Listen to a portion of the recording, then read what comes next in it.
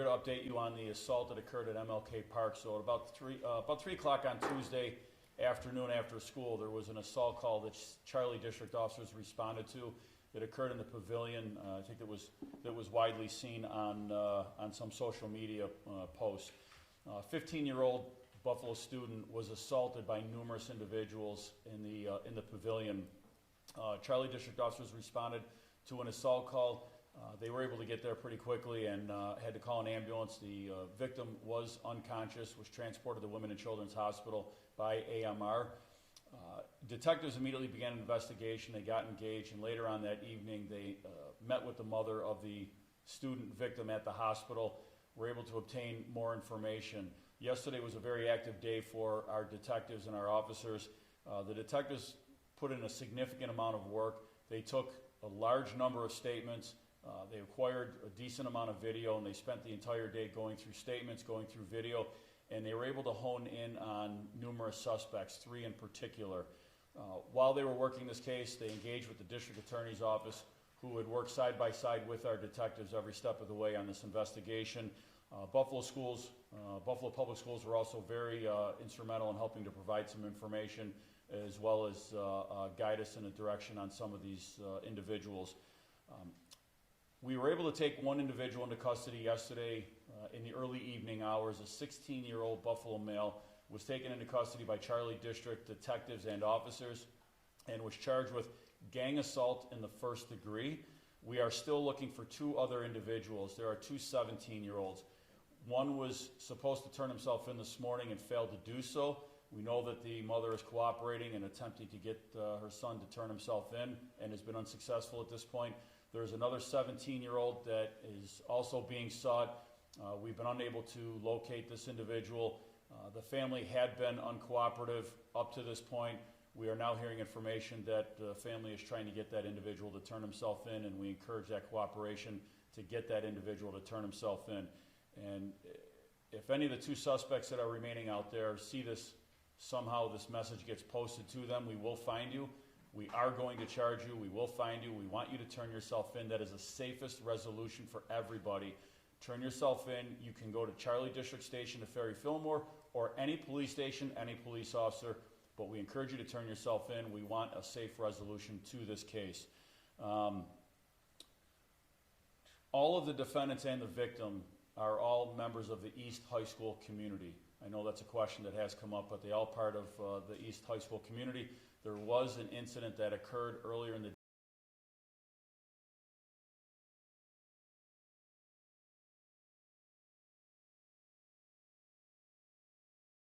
MLK Park is what led to the assault that occurred. It was a continuation of what had occurred earlier. I'm not going to get into the motive or what specifically was the issue that occurred in school and occurred after school. We're going to leave that for the court documentation. But there was an incident that, nothing physical, that did spark at least the initial onset of this that led to the assault. We have received a significant amount of cooperation from members of the community. This has been very helpful. When you have an individual that has been assaulted to the extent that this 15-year-old has been, there is absolutely no place in our society for this. And there is in particular no place in our society to not cooperate and or cover up for what occurred here. We have received a significant amount of cooperation, and we are very pleased to report that. And that got us into a position that we were able to identify 3 suspects rather quickly. So, or at least identify them to prepare for arrest. As I said, we were able to make 1 arrest, still searching for the other 2. The last update that we have on the victim was that he was at Women and Children's Hospital, still in the intensive care unit. If that has changed at this point, the last update I got, that he was still in the intensive care unit. He has significant injuries, including a brain bleed, 2 broken clavicles, and there's possible spinal injuries, to name a few. So they are rather significant. He was knocked unconscious at the time of the assault. All the defendants, when they are all taken into custody, they will be charged as adolescent offenders. It'll be up to the district attorney's office how that proceeds. I've spoken with the district attorney himself, Michael Kane, on this case. I know that they, again, have been working side by side with our detectives. They will move forward on that case as the law allows and as the law permits. But they all will be similarly charged with gang assault in the first degree, which is when an individual, a suspect, is aided by 2 or more persons with the intent to cause serious physical injury, and you do cause serious physical injury. That is the definition of gang assault in the first degree. So with that, I'll take any questions at this point. Commissioner, the 2 other suspects you're looking to get in touch with, are they also men? Are they males? 17-year-old males, yes. Okay, so all 3 are? Yeah, at this point, I'm not going to identify them. We are still working through numerous avenues. Our detectives are to locate them. If it gets to the point that we do have to identify them, and there are variances in the law on identifying adolescent offenders or juveniles, and then after the arrest, then we have to redact that and pull that back. I know that's kind of tough to pull back, but if we have to identify them for public safety, for the greater public good, then we will do that. But right now, we're still working through our investigative avenues. Is there a chance for more arrests? I mean, we saw the video. There's a lot of people there. I mean, if you're able to identify others in that video, what happens? So right now, we feel comfortable with 3 arrests. If something were to change, then we would certainly look at that. But as I said, there has been a significant amount of cooperation. We've gotten numerous views of various videos that were taken at the time, and our detectives spent a considerable amount of time going through all of that video. So right now, we're confident with the 3 arrests that we are looking to make. 1 made, 2 more to go.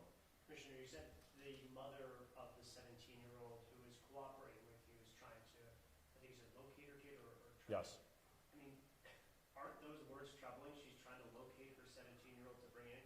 I don't know the dynamic there, but I think we're all keenly aware that there are troubled juveniles out there, troubled adolescent offenders, to stick with the legal terms, but youth. And we know that there are parents that try and have to rely on the legal system at times and just cannot control their children. Unfortunately, some of them get caught up in the street life. That doesn't mean that we don't have parents that are trying. We also know that we have parents that are not engaged and are not very helpful. I'm not saying that in this case. We know that the mother has been helpful, and she has been trying to encourage her son to turn himself in.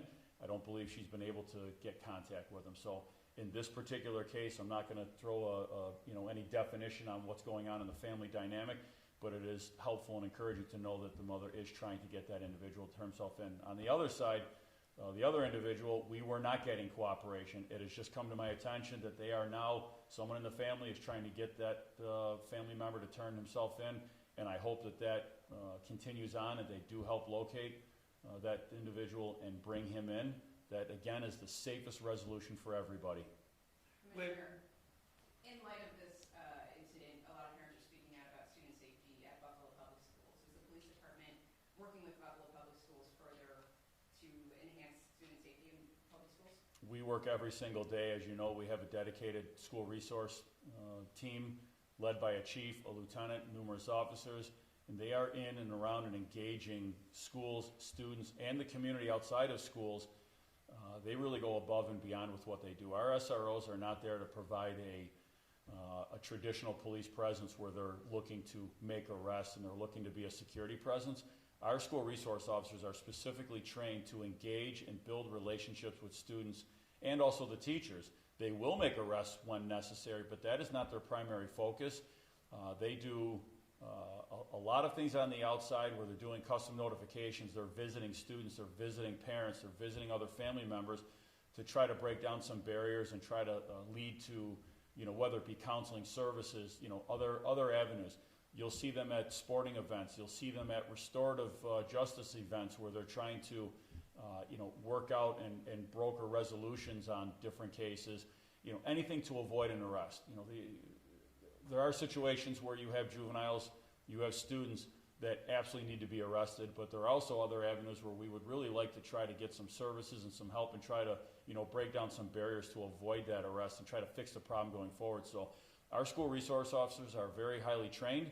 They participate on a national level, attend national annual conferences to learn the best practices, and they are engaged with the school leadership. And I talk to the superintendent probably more than both of us would like.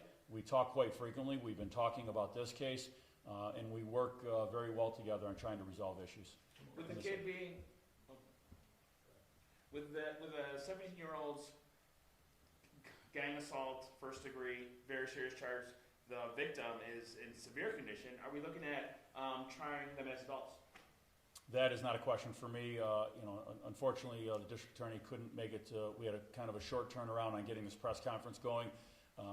But that's something that the DA's office will have to handle in court. That really gets outside of my lane on how that will be handled. Commissioner, how were the police notified of this? I mean, was it one of the kids that called? How long was the victim laying there? There was a 911 call that went out from the scene. I won't get into who the caller was. I don't want to identify a caller.